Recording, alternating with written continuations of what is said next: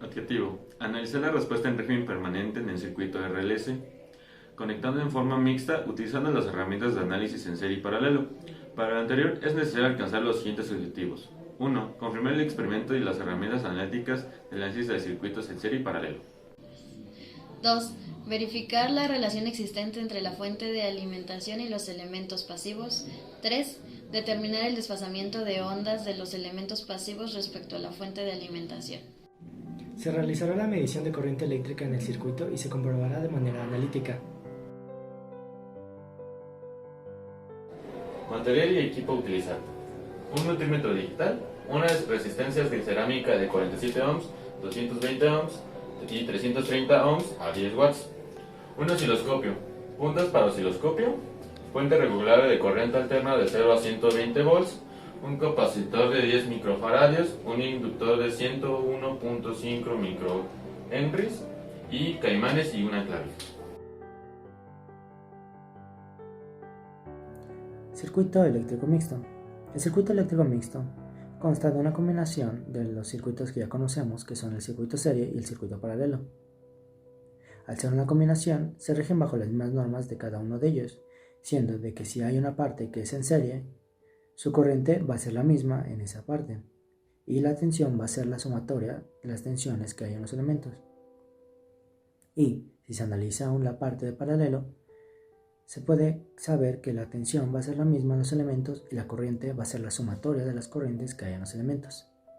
En nuestro caso, al contar con circuitos mixtos que constan de inductores, capacitores y resistencias, tenemos que calcular primero sus impedancias individuales.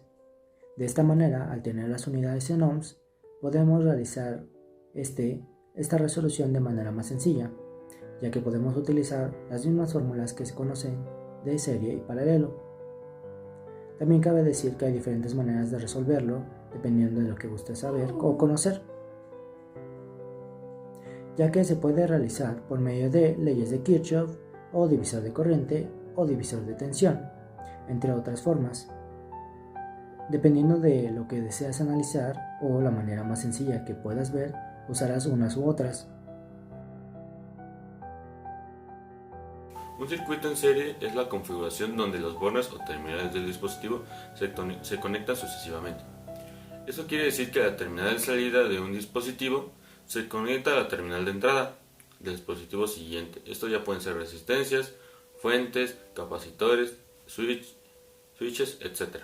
En función de los dispositivos conectados en serie, el valor total o equivalencia se obtiene de las siguientes ecuaciones. Para los generadores sería la tensión total es igual a la tensión 1 más la tensión 2, así sucesivamente hasta la tensión n que tengamos dentro del mismo circuito. Para la intensidad es similar. La intensidad total es igual a la intensidad 1 es igual a la intensidad 2 e igual a la intensidad 3. Igual a cualquier intensidad que tengamos dentro del circuito. Para las resistencias, la resistencia total es igual a la resistencia 1 más la resistencia 2 y así sucesivamente hasta la suma de las resistencias que tengamos dentro del circuito.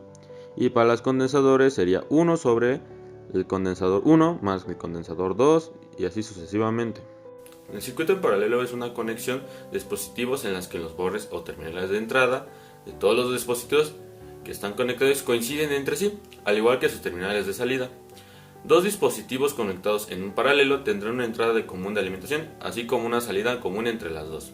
De los dispositivos conectados en paralelo, el valor total o equivalente se obtiene de las siguientes expresiones.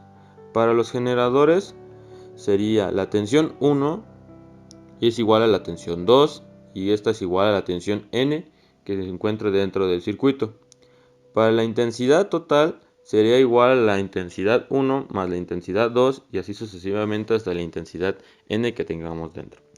También para las resistencias, para la resistencia total sería 1 sobre la resistencia 1 más 1 sobre la resistencia 2 y así sucesivamente hasta la resistencia n que tengamos dentro. Para los condensadores sería el condensador total es igual al condensador 1 más el condensador 2 y así sucesivamente hasta el condensador n. Para el procedimiento de la siguiente práctica se nos pidió primeramente realizar el siguiente circuito de manera analítica. Después comprobarlo de manera experimental con el multímetro y emplear el osciloscopio para la medición del ángulo de desfase entre la tensión de entrada y la tensión en el capacitor. Para el desarrollo de esta práctica, primero se realizaron los cálculos analíticos del circuito.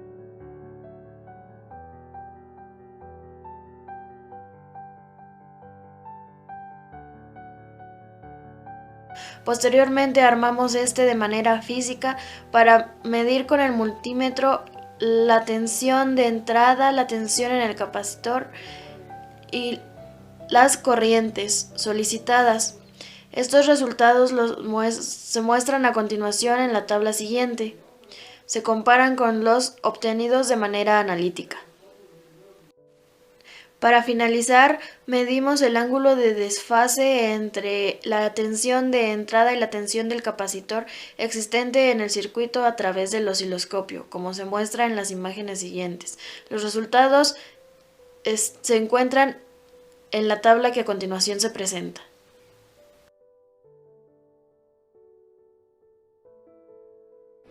Como conclusión, durante el desarrollo de esta práctica pudimos determinar de manera analítica y experimental las tensiones y corrientes de un circuito mixto, además de calcular el ángulo de desfasamiento entre los elementos pasivos y la fuente de alimentación. Como objetivo para esta práctica fue cómo es que podemos relacionar de forma analítica y forma experimental las diferentes tensiones que pueden pasar en un circuito mixto. También como pudimos medir la onda de desfasamiento de estas mismas. A lo largo de la práctica tuvimos algunas complicaciones porque no consideramos algunas cosas, pero las pudimos sacar adelante gracias a la supervisión del profesor. Mi conclusión para esta práctica es que utilizamos los diferentes métodos de serie y paralelo ya visto previamente para poder resolver este circuito mixto, teniendo en cuenta que se puede hacer de diferentes maneras, ya sea por reducción o por mallas. También comprobamos analíticamente si la corriente era la misma y las tensiones en los dispositivos. Junto con el osciloscopio pudimos observar también el desfase que generaba la onda de entrada y en la onda del capacitor.